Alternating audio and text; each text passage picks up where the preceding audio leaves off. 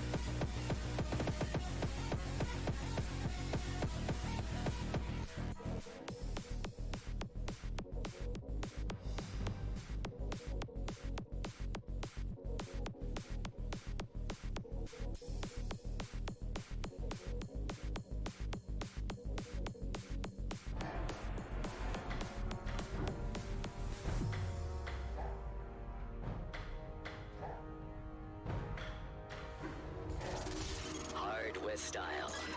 The music that speaks to your innermost being. One man must use a unique gift to find his way and transform his destiny through a world of magic. Remarks appeal to other Republicans? Or do more of them come out of the woodwork to oppose a full-scale ban? Yes, no, is there enough opposition to ultimately push Congress to take up a more narrow version of the bill that has more limited restrictions? But honestly, who knows which way this is gonna go, because I mean, just thinking back to that embarrassing House committee where they were grilling the TikTok CEO and just saying the dumbest shit. Mr. Chu, does TikTok access the home Wi-Fi network? It was just this showcasing of genuinely stupid people, and also like some, I remember when movie tickets and a soda pop were a nickel motherfuckers deciding the future of technology. And then, also, it's been a live one at Congress lately, because even in the past 24 hours, Paul and Hawley weren't the only ones on Capitol Hill going back and forth on each other. We also saw this absolutely explosive shouting match break out between Democratic Representative Jamal Bowman and Republican Thomas Massie, with all this going down just outside the House chambers. Right, so you had Bowman, who's a former school principal, delivering very passionate, forceful remarks condemning Republicans for not supporting gun control measures after the Nashville shooting. And that's when Massie crosses into frame and this whole thing goes down. Cowards! Pressure them! Force them to respond to the question, why the hell won't you do anything to save America's children? And let them explain that all the way up until Election Day on 2024. Let them explain it all the way up to Election Day on 2024. They're freaking cowards. They're gutless. They're not here. I'm talking about gun violence. You know, there's never been I'm a talking school about gun shooting violence. in a school that allows teachers to carry. Carry guns? You think would you more guns co-sponsor? lead to more death? Are you listening to what I'm saying? Yeah, calm down. Yeah, that's a, calm down, children are dying. I know, I've got 9-year-old children.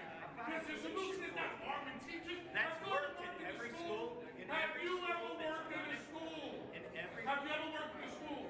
Okay, I'll bring it down a notch. All right, folks. Have you ever listen, worked in a school? I've got a bill to repeal the I federal. I'm worked not in the talking school to you for anymore. 20 years. You're just screaming. I was a I teacher. gotta see I was this. screaming before you What came do and you- interrupted me. Every. I worked in a Go school over for there and 20 scream. years. Go over there and scream. I worked in a school 20 years. In every school. I was a that teacher, allows I was a teachers to school carry. counselor, I was a middle school principal, I was in cafeterias Every protecting school kids that allows every day of teachers my to carry. career. There's never Clap. been a shooting. And all that was fascinating to watch, but I mean, those two are never gonna be on the same page. Right? Massey's the fucking guy who posted a Christmas photo of his family holding guns with a caption, "Santa, please bring ammo." I mean, my man right here is looking like a strong yes vote for legalizing the purge. And all of it's disappointing because I know that there is a fucking common sense middle ground that I think most Americans support. Like, I feel like there are plenty of Americans who go, yeah, I should be able to legally own a firearm for home safety, but not this fucking Wild West, crazy, insane bullshit that a lot of people push. But it genuinely feels like there isn't going to be a solution when you have the people that don't want things to change, or you want to open up gun laws even more, acting like everyone that's against them is like strip everyone of all their weapons. That's not what the hefty majority of people that want reforms want. But yeah, until something that remotely resembles common sense is able to enter Congress, I feel like we're just rinse and repeat with this bullshit. Horrible tragedy, a lot of anger, thoughts and prayers, rinse, repeat. And then in news about news, we're finally ready. Tomorrow, all you day ones who signed up for the waitlist are gonna get the first issue of the rebranded and newly relaunched DeFranco Daily Download email newsletter. About a month ago, I was proud to announce that the newsletter would be rebranded as the Daily Dip. And in just a few days after that announcement, we got a nice, healthy 5-figure audience of you beautiful bastards joining and waiting. Starting tomorrow, Daily Dip subscribers will receive quick tastes of the news that you may have missed on the PDS, along with bonus content that'll keep you informed, maybe put a smile on your face, and let you get back to your day in 3 to 5 minutes or less. Just like the full PDS, it's news for people that hate the news. And I will say, one of my favorite parts of this relaunch is that it's creating a new way for me to hear directly from you through our Daily Dipper poll, where you can, of course, share your opinions, but also more clearly see the opinion of those that are watching the show, which is also why you're going to see some of those results popping up here on the PDS. Just another reason to be subscribed. And I really want to see if we can get to 100,000 email subscribers within the first 100 days. So get in on the day one. Go to dailydip.co or just click that link in the description now to join for free. In entertainment news, KSI and Logan Paul's drink Prime just got banned from several schools in Australia. We've talked about the massive hype around Prime. It's been very successful. I mean, it's one of the biggest creator launch brands out there, other than, you know, the things that Mr. Beast has done. And now the Prime Hydration has hit shelves at major retailers in Australia. It's selling out all over. But here's the thing, there are different drinks. You have Prime Hydration, which is an electrolyte drink. It's available for purchase in Australia, but Prime Energy is not. And that's not a sourcing issue, it's a legal issue. It reportedly has double the caffeine amount that Australia legally allows for bottles that size. But in no way has it stopped young people in Australia from buying it from online resellers, with a number of the kids then taking those drinks to school and then selling it to other kids on the playground. Which, while I do not endorse as a former hustler myself, I gotta